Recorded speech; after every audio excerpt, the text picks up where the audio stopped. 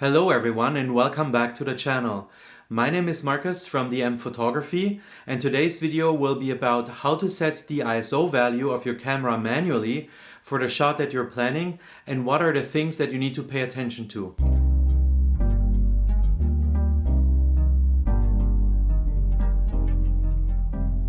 After releasing the last video where I was talking about how to successfully shoot photos with a camera that has no back screen like the Leica M-D here, someone was pointing out to me that I did not touch up on the topic of ISO and how to manually configure ISO if your camera has no auto ISO setting, like for example this camera here. But before we go into this topic, if you're interested in the last video where I generally talk about how to successfully shoot with a camera that has no back screen, you can follow the link up here. In this video, I will oversimplify things a little bit just to make the point clear with the ISO as a determining factor of the shutter speed in a picture.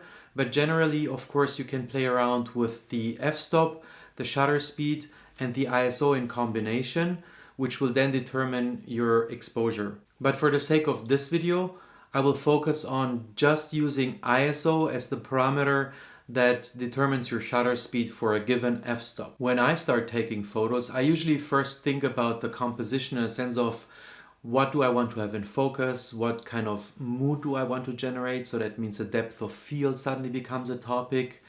And then I start choosing an f-stop, so I start choosing my aperture first. So this is the first thing that I do.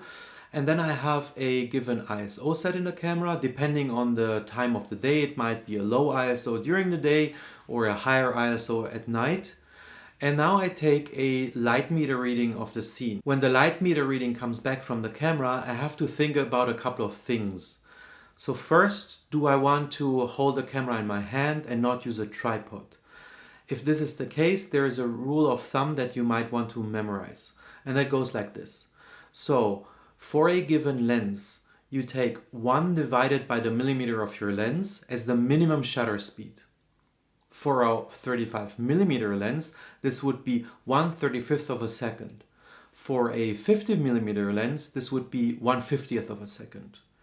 I usually tend to get a little bit higher than that just to make sure that the image is not blurry. Keeping this in mind, if I have a shutter speed that is fast enough that I can hold it by hand, and I have no moving objects in the scene, I might just go ahead and just take the shot and everything is done.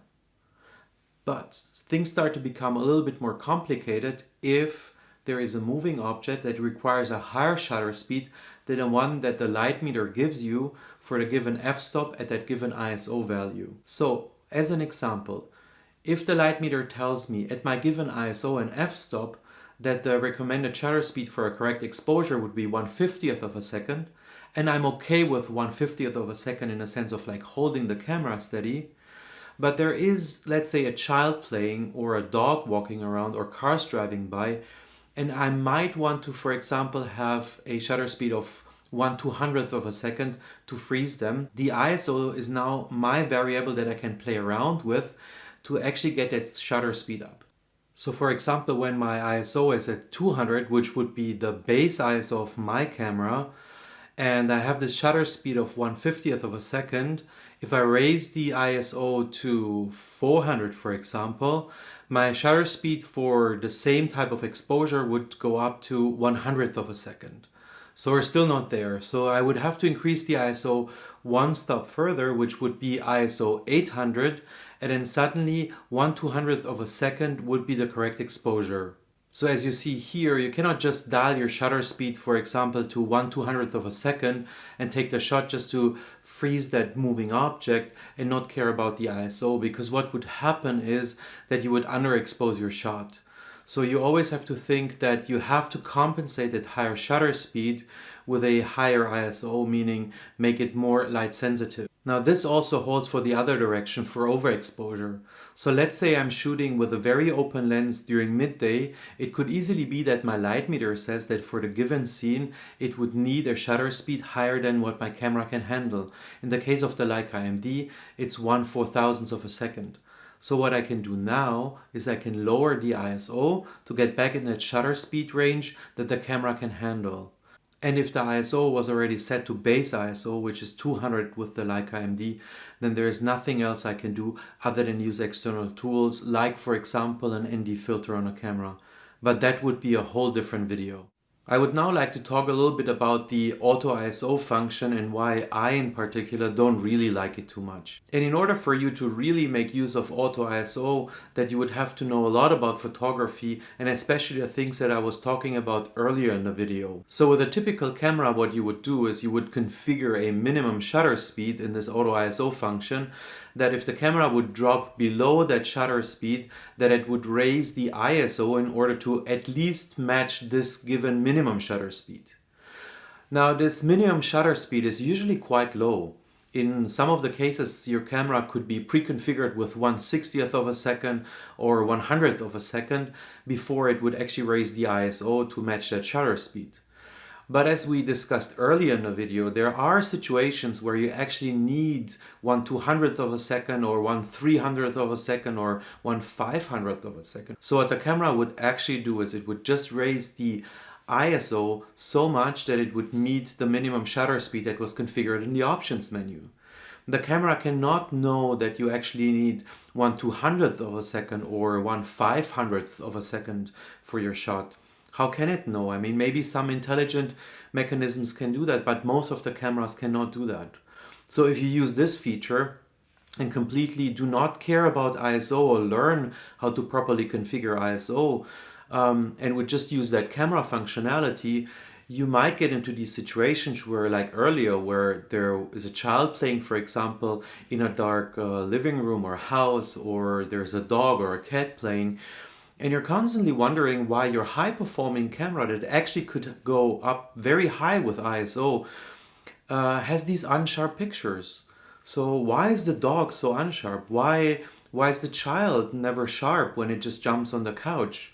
And the reason is just because this auto ISO feature would just try to match this minimum shutter speed and stay there.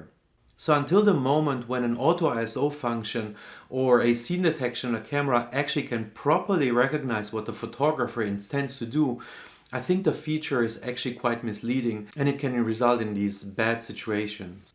So that means generally that if you do not understand what I was explaining earlier in the video and you just blindly use auto ISO, it might not produce the results that you are actually hoping for. As I said, it would just match that minimum shutter speed, doesn't care at all what you're intending to do, and you might just wonder why things don't happen like they're supposed to happen according to your idea of what the shot should be. Let me now explain to you this by showing you a couple of examples. Here we see two photos of the same scene at night, a tram stop in Zurich. On the left side, a simulation of what an auto ISO functionality might have determined as the right settings for an aperture priority mode, and on the right side we see manual ISO settings with an intentionally higher shutter speed to capture the movement of the tram. In the lower right corner of each of the images we see a magnification of the white square so that we can see a little bit more details of what is actually going on here. In the photo on the left side where I simulated an auto ISO functionality, the auto ISO would have been configured to maintain 1/60th of a second as a minimum shutter speed. So what the camera now did, it chose ISO 1600 as the correct ISO value to expose the scene correctly. And in principle it even did. I mean, we see how the scene is actually well lit. But the problem in this shot becomes obvious when we look at the tram. The tram was moving and so it became blurry in this shot. The auto ISO functionality might not have known what was going on in the scene and that you would have preferred the moving object to also be sharp and not just a scene well lit. So as you see, it just blindly chose 1/60th of a second and tried to match the ISO so that the scene is not underexposed. In the lower right corner of the image, you see the blurriness that these settings for the exposure have produced. On the right side we see the same scene, but I manually wanted to have the shutter speed set to 1/180th of a second so that I can freeze the moving object. So what I now had to do is to determine manually what the correct ISO settings for a shutter speed of 1/180th of a second would be at an aperture of 2.0 in order to not underexpose the scene. What you can see in the lower right corner of this image is how these settings produce this sharp image. So unless one wants the motion blurriness in the left shot, the auto ISO mechanism would have done a poor job, and the right exposure settings would be the correct ones. This is why I personally do not need and like auto ISO functionality. It doesn't give me the consistency and the image control I need and want for my photography. So what I just explained is one of the main reasons why I personally do not like auto ISO, and I'm actually quite happy that my camera doesn't even have the functionality to do so. And like I said also earlier, for beginners of photography, if you do not really understand what ISO is and what it does, and you just blindly use the auto ISO functionality, you might not be that happy with your shots, especially in those given situations that I was explaining earlier, when the camera was just matching the minimum shutter speed before it raises the ISO, but you actually would need a shutter speed which is way higher because you have moving objects in the scene. With this, I would like to finish today's video. I hope you enjoyed it, and if you did so, please hit the like button below and leave a comment. And also, don't forget to subscribe to the channel if you want to see more of this. If you want me to talk about a specific topic around the Leica M-D, you can also leave this down in the comments below. Like last time, before I leave you for the day, I would like to show you a couple of more photos that I took with the Leica M-D. Enjoy and see you next time.